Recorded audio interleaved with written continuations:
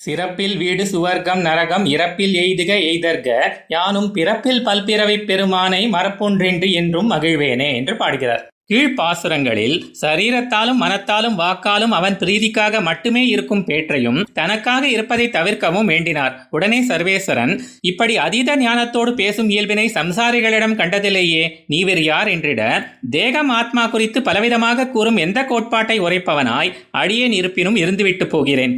அதன் மூலம் தேவரீருக்கு ஆனந்தம் பயக்க வேணும், அதுவே எனக்கு உகப்பு என்கிறார். எல்லையற்ற ஆனந்தம் அளிப்பதான அந்த மோட்சத்தையோ அல்லது அளவுக்கு உட்பட்ட சுகத்தை அளிப்பதான சுவர்க்கத்தையோ அல்லது துக்கத்தை அளிப்பதான நரகத்தையோ ஆகியவற்றை நான் இந்த சரீரத்தை விட்டவுடன் அடையக்கூடும் அல்லது அடையாமலும் இருக்கக்கூடும் என்கிறார்.